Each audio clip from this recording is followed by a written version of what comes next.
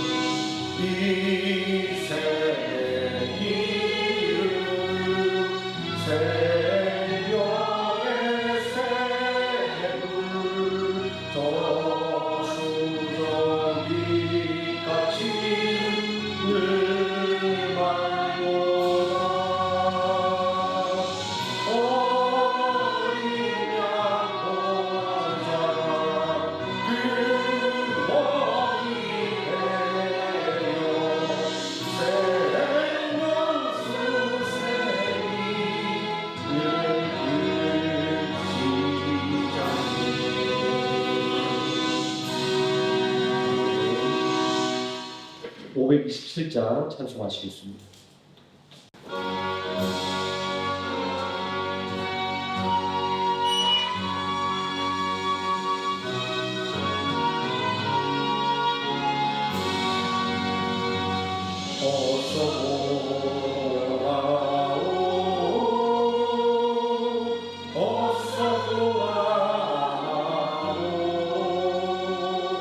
지은 죄가 무리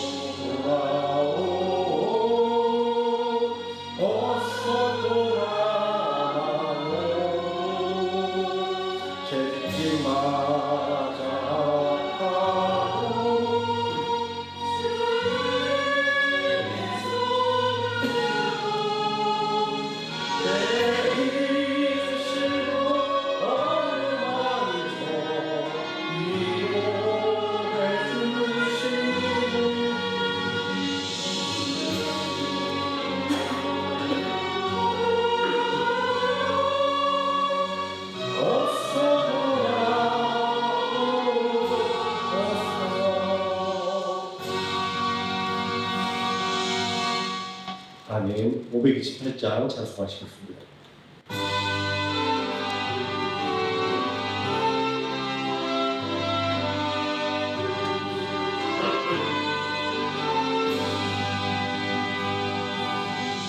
예수가 우리를 부르는 소리 그 음성 부드러워 문 앞에 나와서 사명을 보여 우리를 기다리네 오라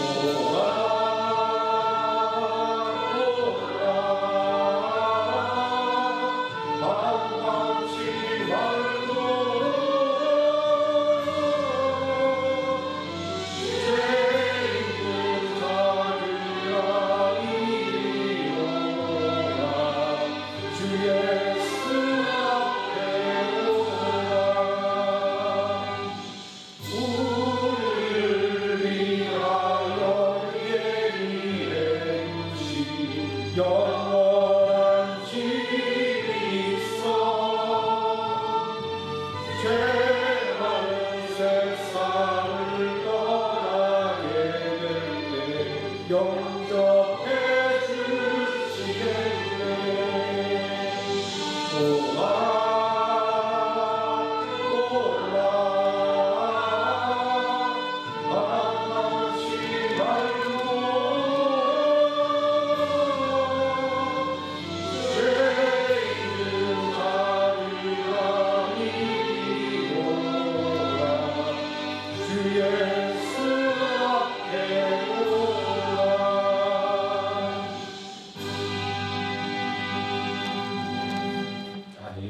사도신경 하심으로 신앙 고백드리겠습니다.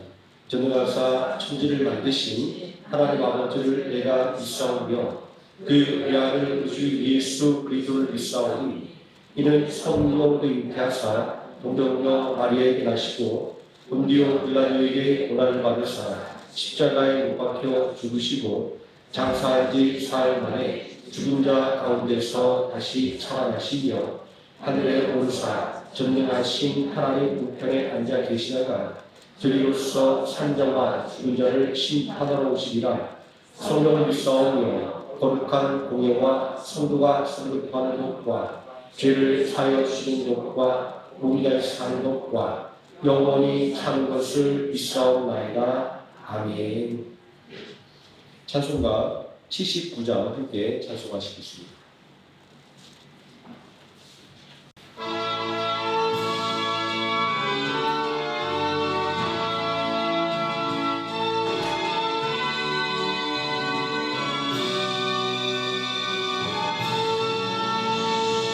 주 하나님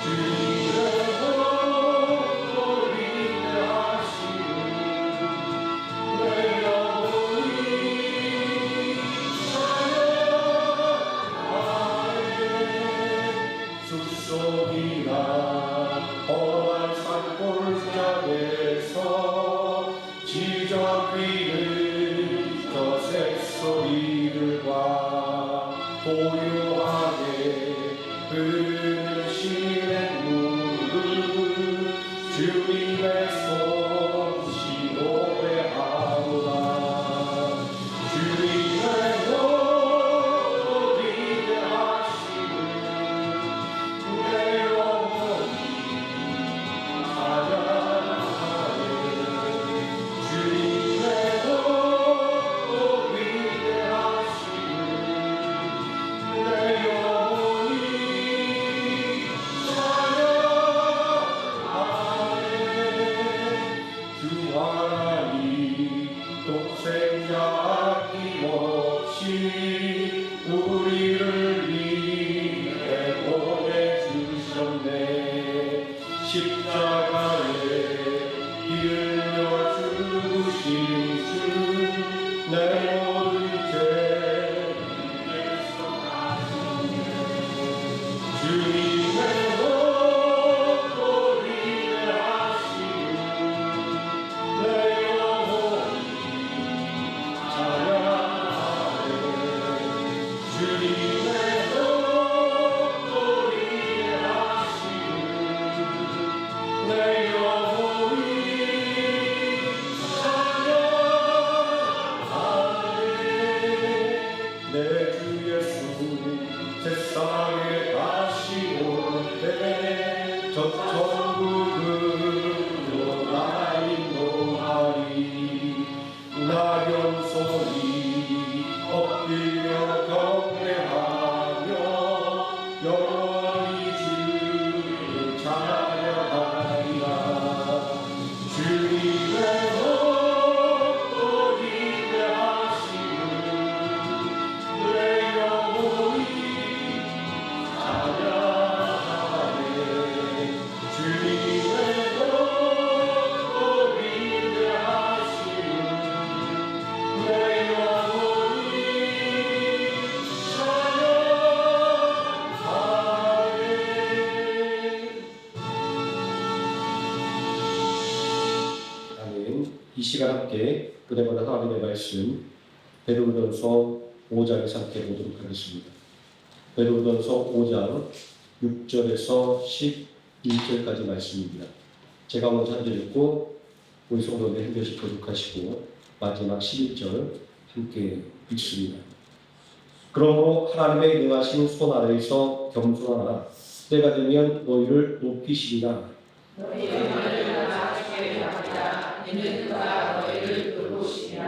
근신하라 깨어라. 너희 대적 마귀와 울음사자같이 두루다니며 삼킬 자를 찾나니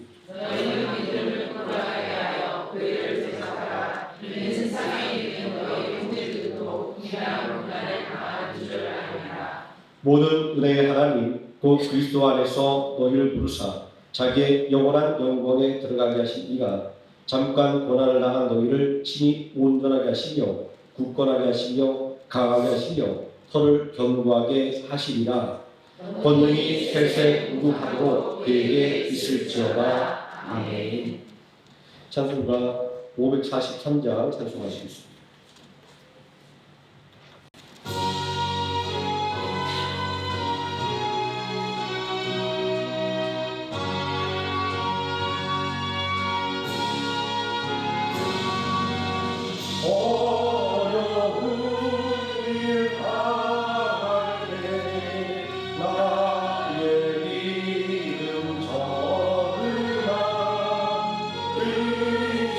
의심하는 내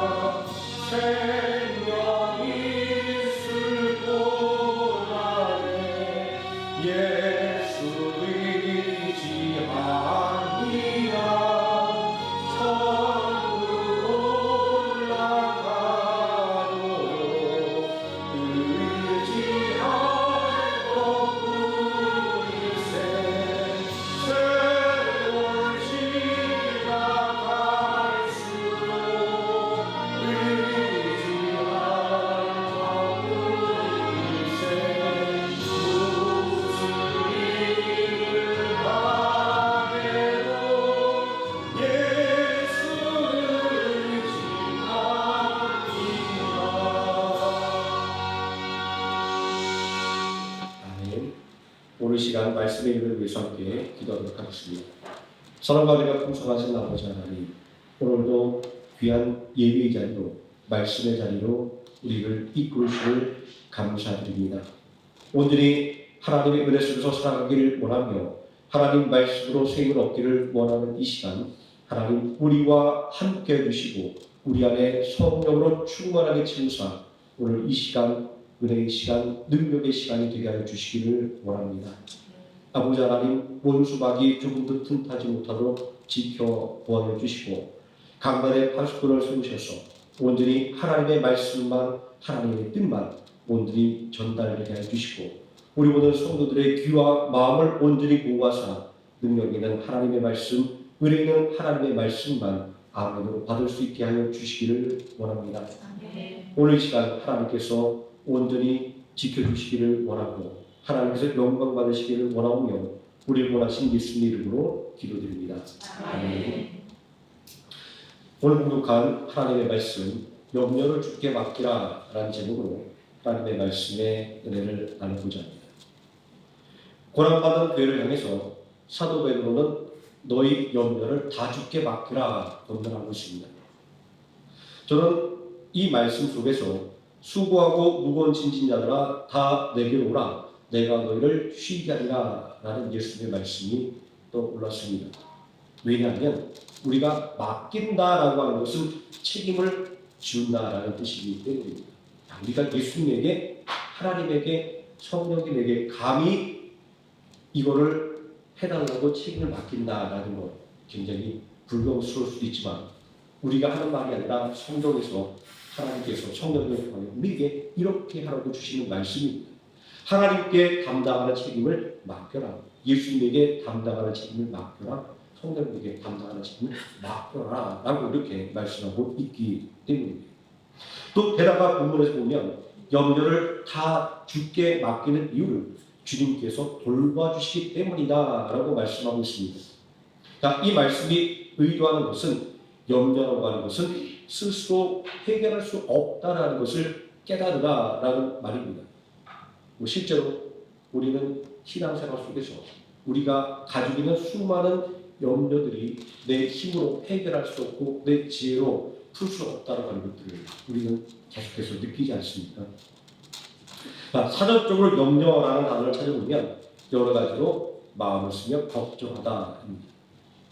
또 걱정이라는 말이 또 궁금하더라고요. 찾아보니까 어떤 일이 잘못될까 불안하며 속을 태운다라는 의미입니다. 또 그러면 걱정에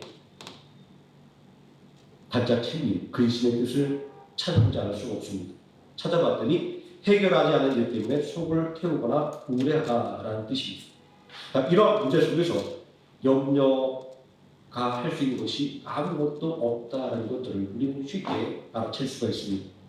속을 까맣게 태우는 것 외에는 염려에서 우리가 할 수 있는 것이 없습니다.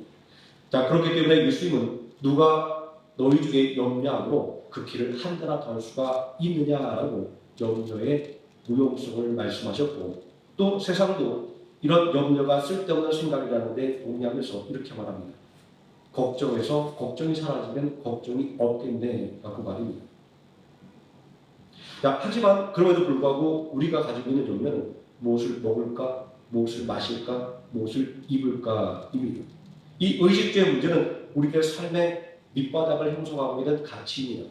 그렇기 때문에 당면한 고난에서 구원받기를 간절히 사모하는 생활의 염려라고 하는 것을 우리는 결코 떨쳐버릴 수는 없는 것입니다. 하지만 이러한 염려는 전통적으로 교회 안에서 아주 세속적인 것으로 그리고 불신앙적인 것으로 간주되어 왔습니다. 그래서 우리는 염려가 끊이지 않을 때, 염려를 떨어보지 못할 때 때로는 죄의식을 느끼기도 하는 이유가 바로 여기에 있습니다. 하지만 누가 뭐라고 해도 이러한 염려에서 잠들 수 있는 사람은 한 사람도 없습니다. 그리고 이 염려의 문제를 해결하지 못하고 믿음의 성장을 이뤄낼 수도 결코 없습니다. 오죽하면 잠언 30장 8절에서 9절 말씀에 나로 가난하게도 마옵시고 구하게도 마옵시고 오직 필요한 양식으로 내게 먹이시옵소서. 혹 내가 배불러서 하나님을 모른다 여호와가 누구냐 할까 하며 혹 내가 가난하여 도적질하고 내 하나님의 이름을 욕되게 할까 두려워함이니라 이렇게 기도하고 있지 않습니까? 또 믿음의 사람 다윗도 시편 30편 9절에서 내가 무덤에 내려가면 지금의 나의 피가 무슨 유익이 있으며 진토가 어떻게 주를 찬송하며 주의 진리를 선포하리까 라고 당면한 삶의 고난에서 구원받기를 간절하게 소망하며 부르짖고 있는 것을 우리는 볼 수 있습니다. 오늘 우리가 염두하는 것들, 이 모든 것들은 우리의 기도의 제목 속에 고스란히 드러나 있습니다. 기도의 힘을 빌어서 우리의 염려를 토로하는 것, 바로 이것이 우리가 가지고 있는 본성입니다. 세상에 어떤 사람이 이런 염려 없이 살 수 있고 또 이런 염려에서 자유로울 수가 있을까요? 어떤 분들은, 목회자들은 염려가 없을 것이다 라고 생각합니다. 아유, 목사님 직장생활 얼마나 힘든지 아세요? 사업하면 얼마나 힘든지 아세요? 라고 아마 말하시는 분도 있습니다. 하지만 목회자에게는 목회자의 마음을 애통하게 만드는 또 염려가 있습니다. 이처럼 염려라고 하는 것은 누구라도 피해갈 수 있는 인간의 본성입니다. 자, 그런데 목회자에게는 염려가 있음에도 불구하고 염려에 지지하는 이유가 있습니다. 제가 그 이유는 오늘 말씀의 마지막 결론에서 말씀을 드리겠습니다. 자, 그런데 우리가 어쩔 수 없이 할 수밖에 없는 이 염려를 예수님은 왜 부정적으로 평가하는 것일까요? 그리고 성경은 염려를 버려야 하는 것으로 규정하고 있을까요? 그것은 염려라고 하는 것이 단순하게 무엇을 먹을까, 무엇을 마실까, 무엇을 입을까라고 하는 우리의 의식주의 문제에 국한된 것이 아니기 때문입니다. 예수님은 염려에 대한 교훈을 주실 때에 염려에 대한 교훈은 하나님과 재물을 겸하여 섬기지 못한다는 말씀의 뒤를 따라 나오고 있는 것을 볼 수 있습니다. 한 사람이 두 주인을 섬기지 못할 것이니 혹 이를 미워하고 저를 사랑하거나 혹 이를 중히 여기고 저를 경히 여김이라. 너희가 하나님과 재물을 겸하여 섬기지 못하리라. 그리고 염려에 대한 교훈의 말미에서 먼저 그 나라와 그 일을 구하라 라는 교훈으로 마무리하고 있습니다. 그런즉 너희는 먼저 그의 나라와 그 일을 구하라. 그리하면 이 모든 것을 너희에게 더하시리라. 우리는 이러한 예수님의 염려에 대한 교훈 속에서 우리의 염려와 우리의 신앙은 아주 밀접한 관계에 있다는 것을 알 수 있습니다. 또 당면한 고난 가운데 있는 교회를 향해서 주어진 염려를 주께 맡기라는 교훈은 염려와 이 염려의 문제가 교회의 존립과 밀접한 관계가 있다는 것을 알게 됩니다. 초대교회가 안고 있던 염려는 외적으로는 고난과 핍박이었습니다. 그리고 내적으로는 양육과 섬김에 대한 고민이었습니다. 이 문제를 해결하지 못하면 옛날에도 그랬고 지금도 그렇고 교회가 설 수 없고 성도들의 믿음도 바로 설 수 없습니다. 비록 염려가 부정적인 의미를 가지고 있지만 염려 그 자체로는 문제가 되지 않습니다. 염려가 문제가 되는 것은 마귀가 틈을 타는 통로가 되기 때문입니다. 광야의 길을 걸었던 이스라엘 백성들을 생각해보면 이런 사실을 분명하게 확인해 볼 수 있습니다. 마시는 분에 대한 염려는 마침내 하나님을 원망하게 만들었고 하나님을 시험하게 만들었습니다. 먹을 음식에 대한 염려는 하나님의 은혜를 아주 하찮게 여기게 만들었고 하나님을 원망하게 만들었습니다. 왜냐하면 염려라고 하는 것은 의심과 탐욕을 불러일으키는 통로가 되기 때문입니다. 본문 말씀도 이러한 염려의 문제를 지적하고 있습니다. 8절 말씀을 보니까 근신하라 깨어라 너희 대적 마귀가 우는 사자같이 두루다니며 삼킬 자를 찾나니 라고 말하고 있습니다. 염려 자체가 문제는 아니지만 염려에는 마귀가 틈을 탈 수 있기 때문에 염려를 주님께 맡겨라 이렇게 성경이 권면의 말씀을 주고 있는 것입니다. 염려라고 하는 것은 쉽게 표현하자면 우리 마음에 찾아오는 걱정과 근심입니다. 하지만 이 염려를 방치하는 것은 불법적인 욕망을 키우게 됩니다. 생활에 대한 염려가 커지면 불법도 그럴 수밖에 없는 행위였기 때문에 정당한 것이다 라고 말합니다. 우리는 며칠 굶은 사람이 그 배고픔을 해소하기 위해서 물건을 훔치는 뉴스를 가끔 보게 됩니다.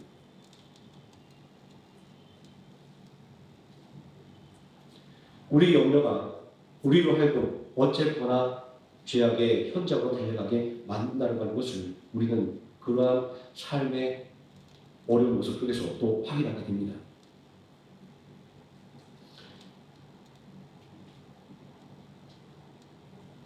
나로 가난하게도 마옵시고 구하게도 마옵시고 오직 필요한 양식으로 내게 먹이시옵소서. 혹 내가 배불러서 하나님을 모른다.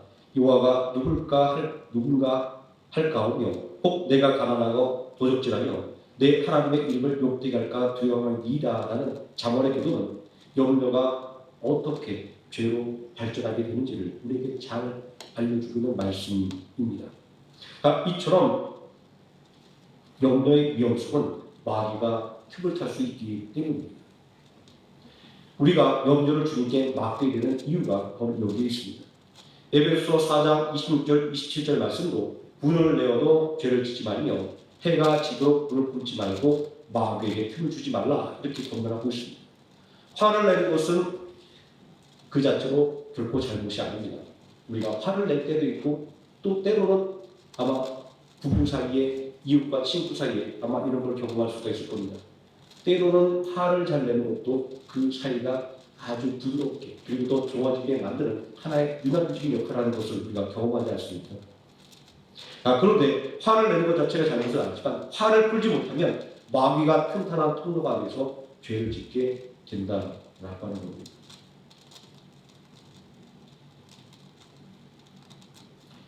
아무것도 아닌 말이 주고받다 보면 점점 커지게 되고 나중에는 걷잡을 수 없는 말로 변질되는 것을 우리는 경험하지 않습니까? 아마 부부 사이에 이런 일이 가장 빈번하게 일어날 것 같습니다. 아무 생각 없이 던진 말이 나중에 큰 상처로 돌아오는 이런 일들 말입니다. 어떤 분이 베드로전서 5장에 고난 중에 있는 그에게 주는 권면이다라는 제목을 붙여 보았습니다. 이 제목을 보면서 말씀을 읽으면서 아주 적절하다라는 생각을 했습니다. 이 제목처럼 베드로전서를 받아든 소아시아에 있는 그들은 시시각각 다가오는 고난 속에서 당근한 문제들을 해결하기에 아주 급급했습니다. 내 코가 석자인이라는 속담처럼 내 일도 막막한 처지라 남의 고통이나 슬픔을 돌볼 겨를이 없는 상황이었습니다. 하지만 고난받는 그에게 주어진 권면은 염려를 주께 맡기고 그를 돌보라라는 것이었습니다. 이 권면은 구체적으로 장로들은 교회를 위하여 수고하고 젊은이들은 순종과 겸손을 함께 동참하라라는 것이었습니다. 고난의 때 교회를 위해서 수고의 본을 보이고 또 수고의 순종과 겸손으로 동참할 겨를이 있을까요? 이건 정말 어려운 일입니다.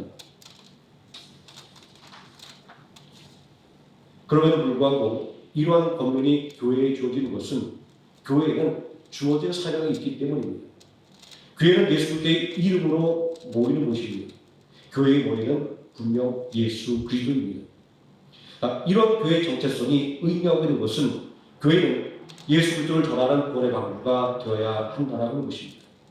노아와 그의 가족들이 하나님의 말씀에 순종하여 120년 동안 인내하며 방주를 지었던 것 같이 교회는 고난을 인내해 나가며 하나님의 구원을 선포하는 방주가 되어야 한다는 것입니다.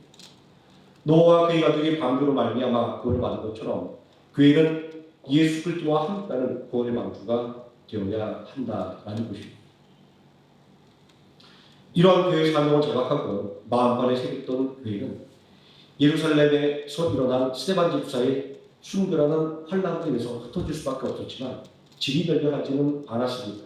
흩어진 교회는 마치 그렇게 계획을 짜 놓았던 것처럼 가는 곳마다 복음을 전하며 새롭게 세워지는 역사를 만들어냈기 때문입니다. 이러한 복음의 역사가 일어날 수 있었던 이유는 모든 염려를 주님께 맡길 수가 있었기 때문입니다. 비록 환난 때문에 흩어졌지만 환난을 염려하지 않을 수 있었던 것은 주님께 염려를 다 맡길 수가 있었기 때문입니다. 우리 지난주에 베트남 소수민족 기독교인으로 이루어진 카리스 찬양단의 찬양을 들었습니다. 그냥 노래가 아니라 그들의 신앙이 그대로 드러나는 그 찬양을 들을 때 우리 마음속에 감동을 넘어서 용기가 솟아오르는 것을 느낄 수가 있었습니다. 이들이 찬양으로 믿음을 고백할 수 있었던 것은 세상의 모든 염려를 주님께 맡기고 온 힘을 다해서 복음을 전한 선교사님들의 헌신이 있었기 때문입니다. 제가 베트남에 처음에 왔을 때 이제는 은퇴하신 올로 목사님에게 들은 이야기입니다. 아마 이야기가 좀 두서없이 나갈 수가 있습니다. 좀 이해를 해주시고 잘 들어주시면 좋겠습니다. 베트남의 기독교 인구가 10% 정도 되는데 9%는 카톨릭 교인입니다. 개신교 기독교 인구는 약 1% 정도 되는데 그 중에서도 소수 민족이 대다수를 차지하고 있습니다. 몇 년 전에 남쪽에서 방문했던 퇴행강의 몽종마을은 주민의 95% 이상이 예배에 출석하는 그런 동네였습니다. 그냥 100%다 기독교인이라고 말할 수 있는 그런 동네였습니다. 그렇게 된 이유는 소수 민족들에게 선교가 더 집중적으로 이루어진 이유도 있지만 중국과의 국경 분쟁에서 양국 국가가 총력전을 펼치면서 사상전의 일환으로 종교를 전면에 내세운 결과였다는 말을 들었습니다. 중국은 베트남과 국경 지역에 불교 사찰을 세우고 불교를 장려했고 베트남은 이에 맞서서 중국과의 국경 지역에 교회를 세울 수 있게 하는 등의 종교의 제안을 주어서 기독교 선교가 아주 활발하게 일어날 수 있게 했다라고 합니다. 그래서 국가의 혜택에 사각적인 사람들을 달래기 위해서 그들에게 종교의 자유를 허락해 주었다라는 그런 이야기였습니다. 그래서 이런 이유로 소수민족들은 그들의 신앙의 자유와 정치 경제적인 혜택을 맞바꿨다라는 그러한 평가도 있었다라는 얘기를 제가 올로 목사님에게 들었던 기억이 납니다. 무엇이 그들에게 더 큰 이익이 되고 유익이 될지는 아마 우리 마음속으로 각자 생각이 다를 수도 있을 겁니다.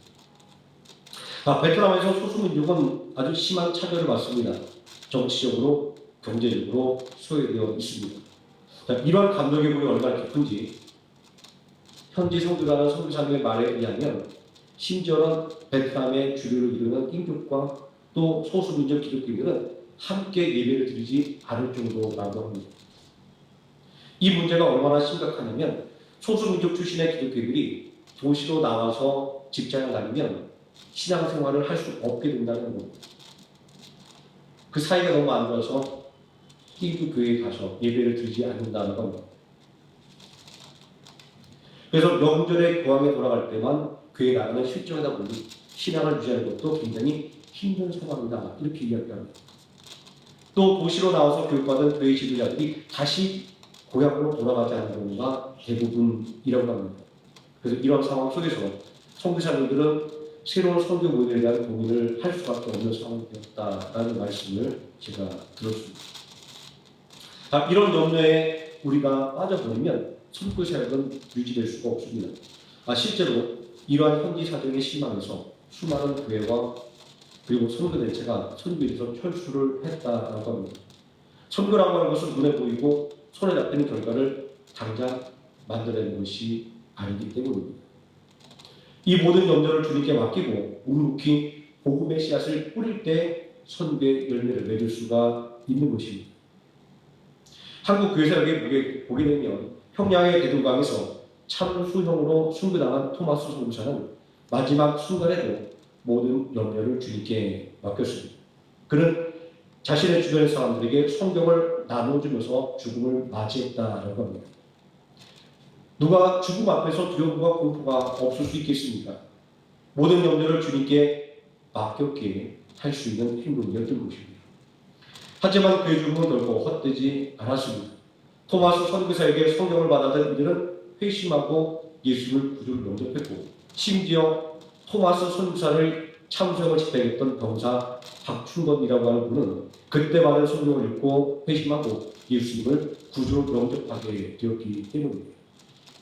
호주의 데비스 선교사는 선교지 조선에서 사역을 시작해보지 못한 채 병으로 죽고 말았습니다. 그의 죽음은 너무나도 험한 것이었습니다.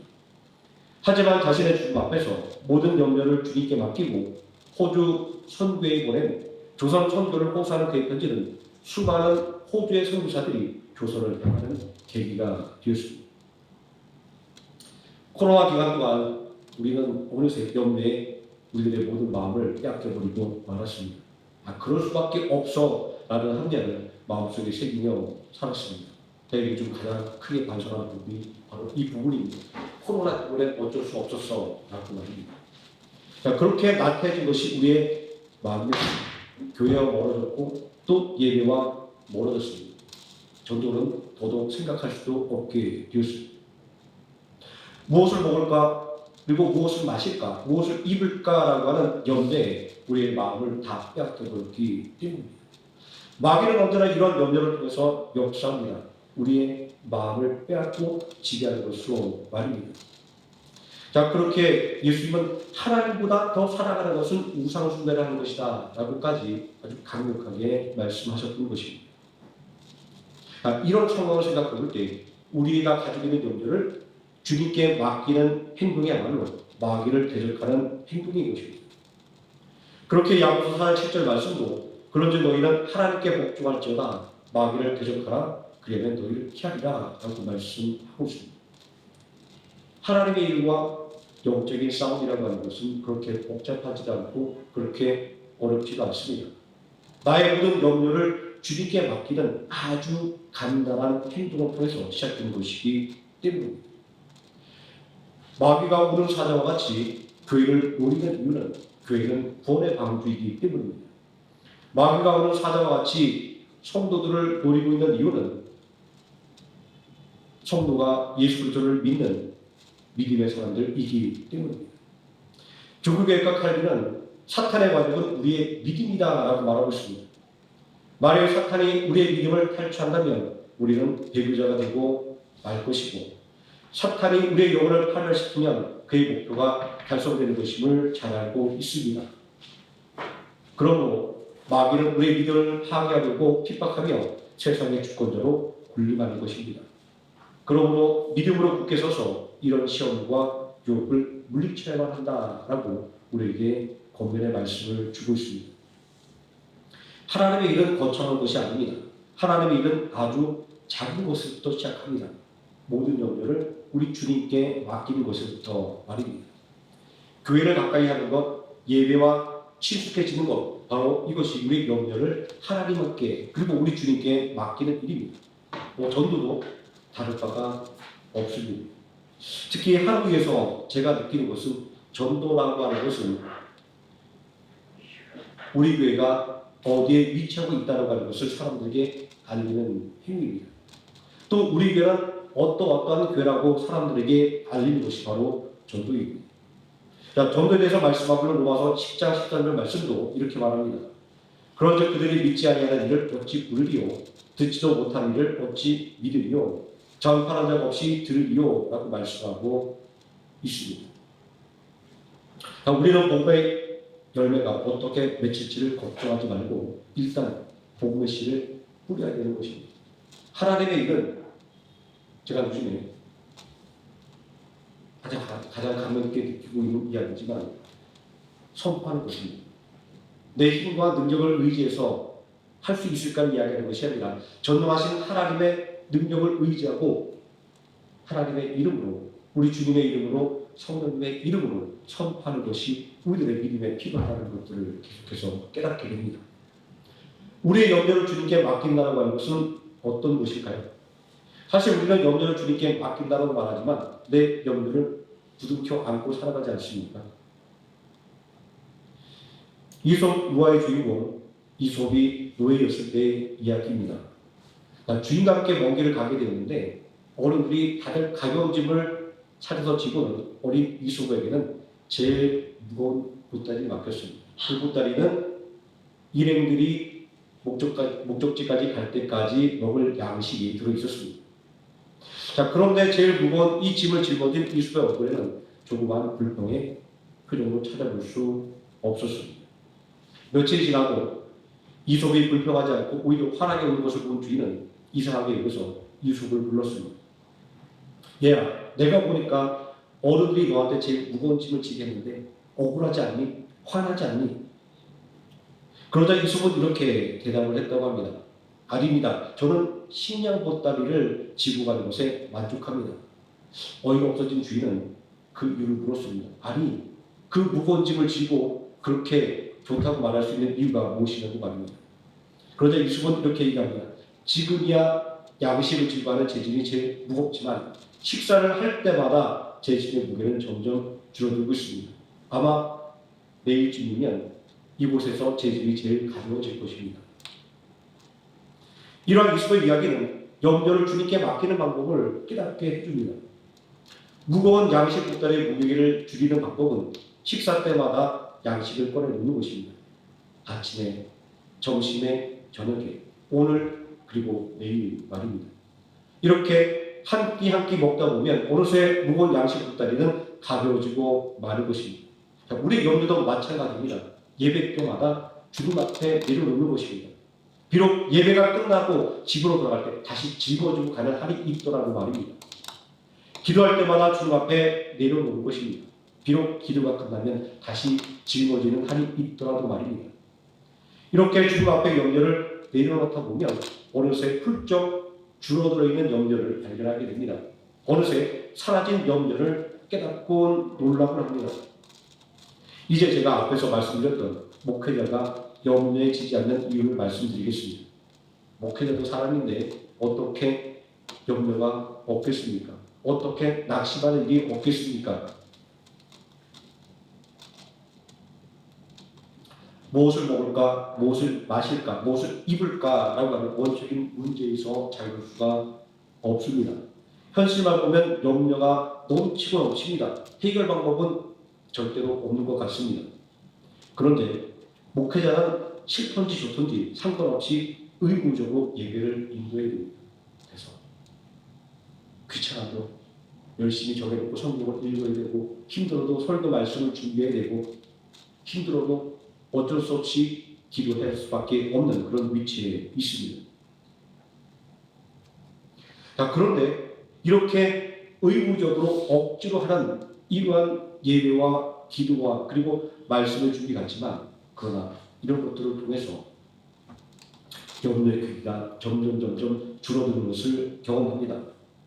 빌립보서 4장 6절 7절 말씀은 아무것도 염려하지 말고 다만 모든 일에 기도와 간구로 너희 구할 것을 감사함으로 하나님께 하리라. 그리하면 모든 지각에 뛰어난 하나님의 평강이 그리스도 예수 안에서 너희 마음과 생각을 지키시리라 라고 말씀하고 있습니다. 비록 부족하고 연약한 목회자라 할지라도 염려에 지지 않을 수 있는 이유는 언제나 하나님께서 주신 그 의무대로 말씀을 읽고 기도하고 또 예배를 준비하는 이런 일련의 일들을 통해서입니다. 우리 부모님들이 어린 자녀들에게 자주 하는 말이 있습니다. 너는 걱정 말고 공부만 열심히 해. 너는 걱정 말고 건강하게만 자라다오 라는 말입니다. 이 말은 부모가 자녀의 모든 것들을 책임져 주겠다라는 말입니다. 자, 그런데 어린 자녀들이 이 말에 순응하는 것은 부모님에게 분명히 나의 모든 것을 책임져 줄 능력이 있기 때문입니다. 염려를 주님께 맡기라고 하는 것은 주님께서는 우리의 염려를 해결해 줄 능력을 다 가지고 있기 때문입니다. 본문 7절 말씀 보니까 너희 염려를 다 주께 맡기라. 이는 그가 너희를 돌보시리라. 이렇게 진도하고 있습니다. 믿는 자의 아버지신 하나님의 말씀에 순종해서 우리의 염려를 주님 앞에 다 맡길 때에 주님께서는 우리들의 마음에 찾아오셔서 우리들의 마음을 만져주시고 또 우리들의 근심을 기쁨으로 변화시켜 주실 것입니다. 온전히 하나님을 의지하고 또 예수님을 의지하고 성령님을 의지하여 나의 모든 염려를 온전히 하나님 앞에 내려놓는 하루의 생명학교의 성도님 되시기를 예수님의 이름으로 축원드립니다. 아멘. 기도하시겠습니다. 전능하신 아버지 하나님, 우리에게 수많은 염려들이 넘치고 넘칩니다. 그러나 주님 우리에게 말씀하셨습니다. 모든 염려를 주께 맡기라. 주님께서 돌보시리라. 오늘의 하나님의 말씀을 우리가 의지하고 전능하신 하나님 앞에 우리들의 모든 문제를 내어놓기를 원합니다. 맡기기를 원합니다. 하나님 책임져 주시옵소서. 예수님의 이름으로 기도드립니다. 아멘. 찬송가 545장 찬송하시겠습니다.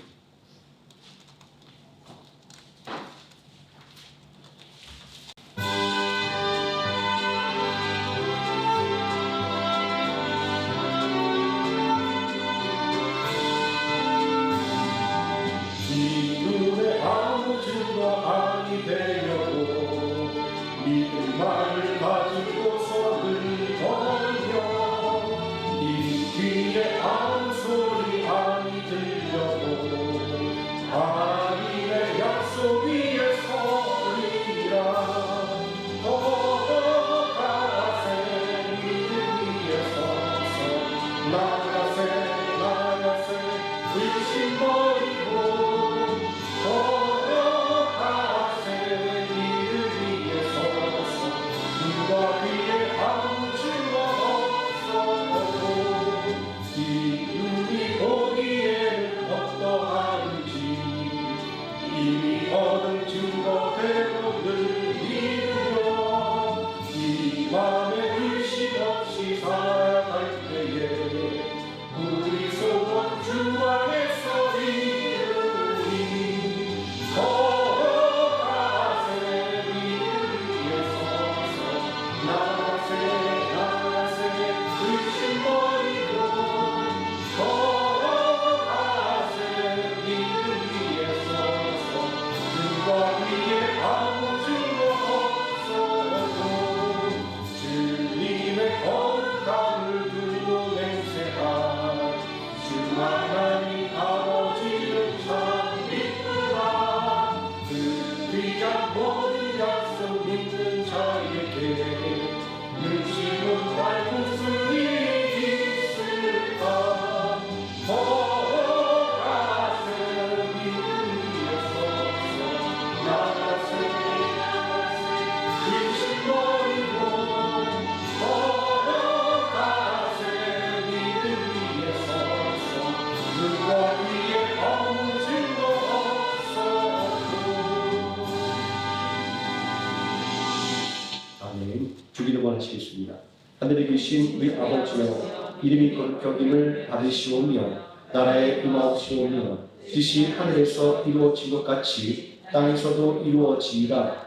오늘날 우리에게 일용할 양식을 주옵시고 우리가 우리에게 죄진 자를 사하여 준 것 같이 우리 죄를 사하여 주옵시고 우리를 시험에 들게 하지 마옵시고 다만 악에서 구하옵소서. 내게 나라와 권세와 영광이 아버지께 영원히 있사옵나이다. 아멘.